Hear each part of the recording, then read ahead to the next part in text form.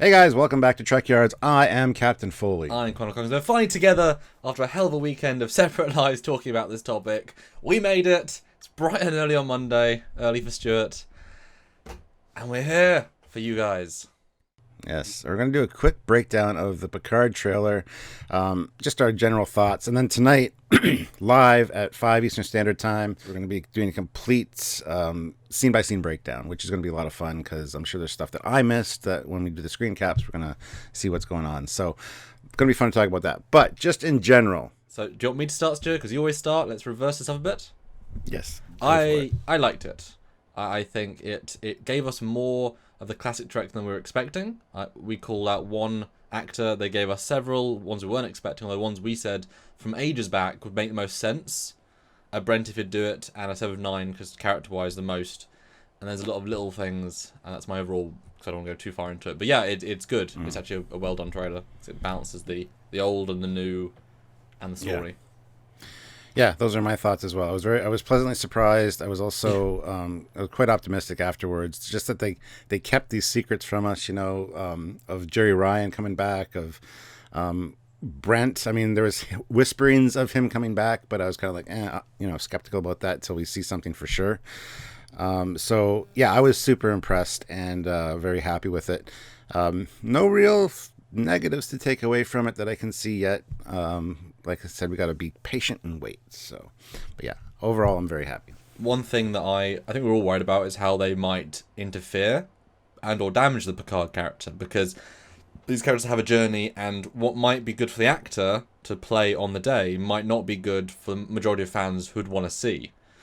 So, in the first teaser, I was worried, quote unquote, they'd spend a lot of time in the vineyard and be very focused on his isolationary, I don't want to be here roots in this series anyway. But I was very happy to see that was just that's the start of the story, as we said it should be from All Good Things. That makes sense. But really, the story very quickly evolves out of that. One of the first things that I really, really got kind of fangirly about is the original, or the Nemesis style, Voyager style comm badge, which was a great... Deep Space Nine.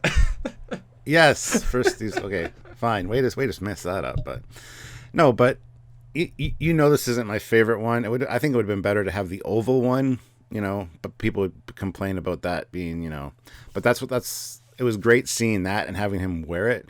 It's like, it's actually something we recognize. This is good. Well, the idea behind that for me is clearly that this is his last comm badge before retirement. So this is his last, that signifies where he left off. And I certainly hoped to wear that longer. But the fact they wore it as well, again, these shots could just be a moment in the show, an easy little fan thing to get excitement. But where Discovery was lacking these sorts of moments, really, just having Archer's name on a board is not enough. That's text on a wall. These sorts of moments are what solidifies it as at least they want to incorporate the universe, because all these things exist, so use them. And then we get the reference to Data, and we see a drawer being pulled out with all of his body parts, which, again, I was like, yes, this is awesome. Now, it was unclear at first, and I guess it still kind of is, whether this was Data, lore, before what was going on here. I always assumed Data was kind of atomized in the explosion, not destroyed into nice, neat little pieces.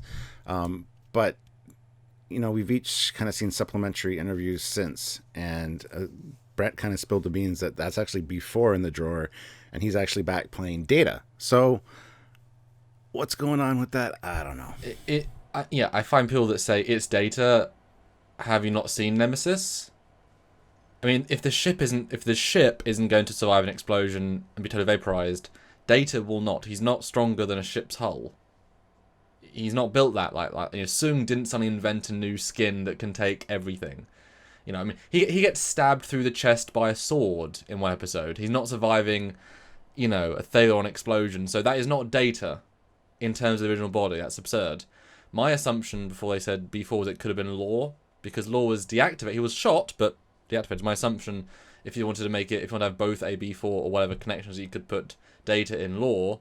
I guess it's kind of immoral, however you go with it, but you could say B4 was too non-advanced to really let Data be who he was, and so he managed to put himself in the Lore more advanced body, and that's how you get one. And this is the the B4 version, but there's certainly implications or potentials that the Brent we see at the end, the active Brent, is actually a flashback or a holodeck program or something of that ilk, because he appears to possibly wearing a Nemesis-looking uniform, and we'll see pictures of that in our Brent episode. Brent Data, go look at that, and obviously calls him Captain and such. So there's, and I was in the same interview, Brent said, I'm in it, I'm part of it, I'm not in every episode.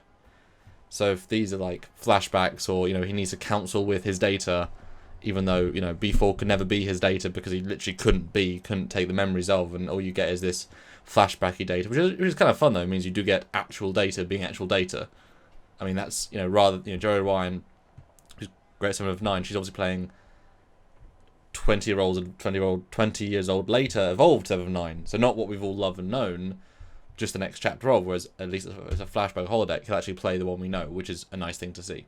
And I also love the little narration by Picard. Like, I've never really felt at home here. I tried to make this my home for 2 years. Yep.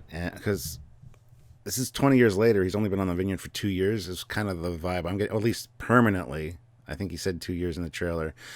So that goes back to, I forget the name of the episode offhand now. I just had it, but where he visits his brother Robert at the vineyard, and he says this was never really my thing. Like, you know, carrying on the family tradition. Family. Yeah. Yeah. So, I mean, I love that little nod. It's just like, yeah, I'm not happy here.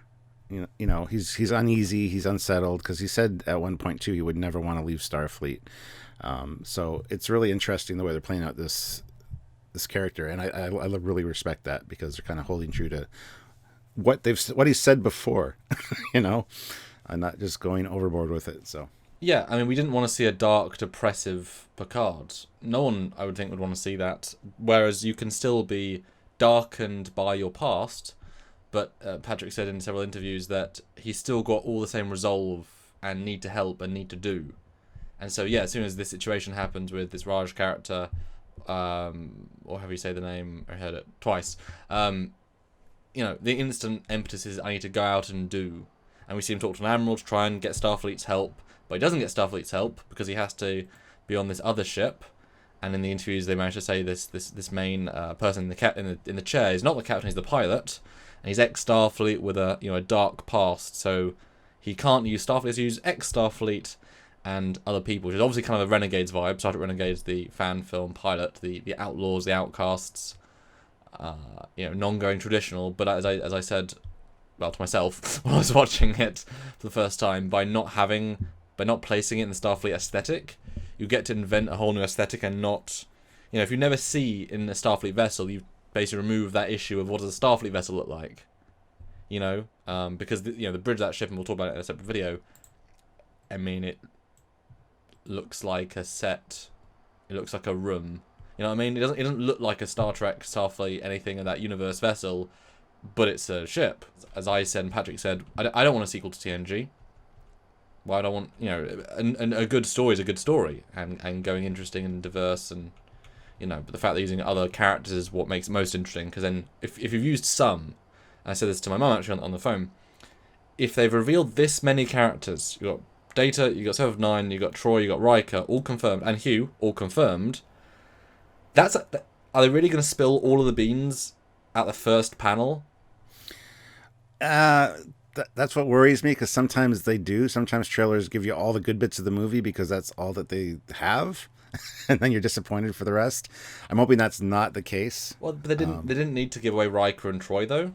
That was completely unnecessary. And so my assumption is if they've got 5, and Patrick again said multiple seasons worth of story, that I'm guessing they're gonna have like a LeVar cameo, who is a lead into a season 2 storyline, because there's no such thing as a cameo in this universe, because they're all specialists in different fields, so you can bring them in at points where you need them. So I actually am assuming there would be at least maybe 10 cameos of 10 people returning different roles for different lengths of time, and then seeing who plays well and whatever.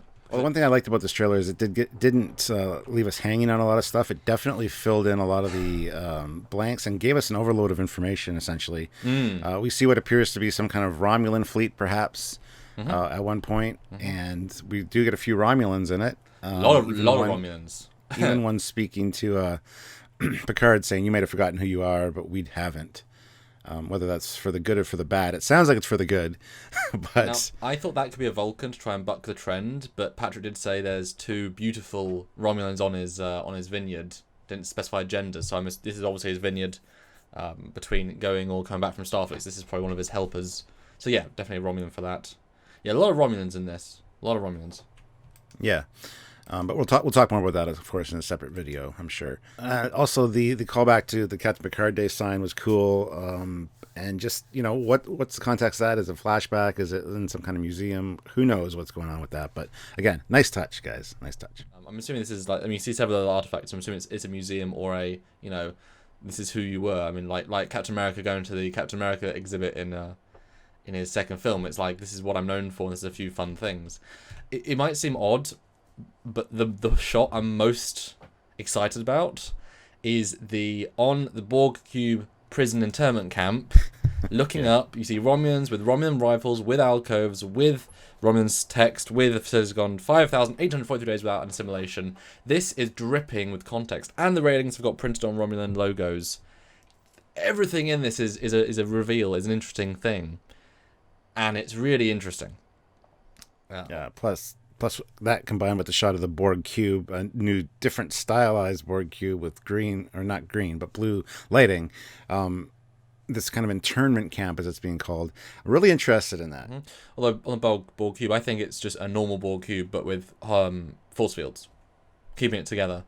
Because I would assume that if you're making it into a prison, a Borg cube, you would, if you extrapolate the idea of it's interconnected with the people, it can self-repair. Well, how much of the ship needs to be automatic for it to repair itself? So I'm assuming they have to turn the cube off with its own power source to turn off its self-healing, and therefore it's anti-people in it features. And so it's being powered by Romulan generators, which they have to keep it sealed. They can't, again, why do you repair the thing that might end up killing you? But as it being a prison, it's a wonderful concept, because the ex-Borg that have been de-assimilated or whatevered, keep them, never let them leave the room that is their nightmare, is their prison, it keeps them subservient. They know nothing outside of the walls. It's a wonderful idea for a prison. It's dark, it's dramatic, and it can hold hundreds of thousands of people. I mean, how many assimilation rooms do you have that are literally prisons for those few minutes for assimilation? I mean, it's a tangible, wonderful thing. Well, I'll ask you now, Stuart. I mean, the Borg, we're going straight into the biggest villain of TNG and of the best TNG movie without apology. The Borg are a big thing. Your thoughts? I don't know how I feel about that. The Borg have kind of been whitewashed a little bit for me, as far as being a baddie, of like an imposing villain. They've kind of been overused in Voyager, and it's kind of like, I don't know. I really have to see how it plays out. We didn't actually see any Borg per se in this video. We saw one on a table, perhaps Hugh being, I guess, worked on, having implants removed or something. So I don't know how I feel about the Borg. I got to be honest. I really don't know how I feel about that, whether it makes me happy or not. I'm kind of up in the air about that. I'm curious more about the Romulan situation, and because I always enjoyed the Romulans as villains. So it's going to be interesting to see how that plays out. Yeah, I think the Borg are interesting because we're going to deal with the idea of a post-Endgame.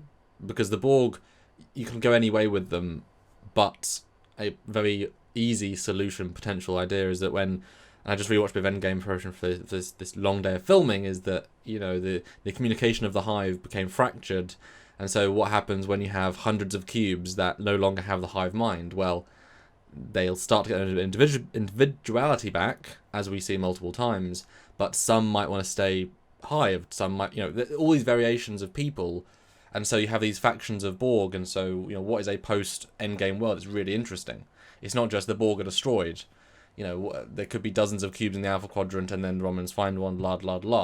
There's so many things you can do with that, but also you could say the Borg were a thought destroyed, and then that's why the ex-Borg lady, girl, possibly, which I think is what is going on there, goes to find Picard because, she has the memory of Locutus. That's one of the few baser instincts in her remaining of her memories, and she goes to him because she walks by a shop, she sees him on the news, she escapes, sees him on the news, remembers, finds him, and then because there's now an ex-Borg, the Borg are back, he's like, well, I can't, ignore this. She has ideas of a ship. I have to go to Starfleet, and they say, no Borg. And he's like, well, I'm not going to let the Borg threat come back, whatever. So I think that's the simple plot. I know some people are saying she's Data's daughter, which I see no reason for at all. I don't know what you think about that, and her being an ex-Borg and on the cube and blah, blah, blah. I think that's more plausible than Data's daughter for sure. I haven't really formed one opinion one way or the other about her specifically, because there's just not enough evidence yet to do so. So to speculate, it's kind of, it's treading on very thin ice.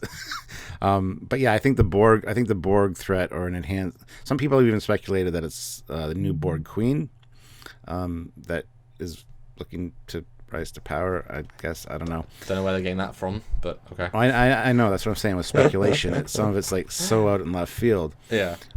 So it's really hard to say at this point. We need more evidence for that for sure. Or look forward to our episode on her, because I've compiled the pictures and got my thought process there that I can explain to you. Because like I said, I've been looking at these pictures in frame by frame details. I think there's quite a lot of little things in this trailer that you can extrapolate, and a few that I don't think many people have seen. But we're about time, Stuart. So your sort of closing remark on this trailer, on this idea of what Picard could, should, would be now. All I got to say is bravo, guys, for San Diego Comic-Con drop. It was really well done. It looks like they've got a lot of their stuff together for this, and I am excited. I didn't expect so many reveals so early.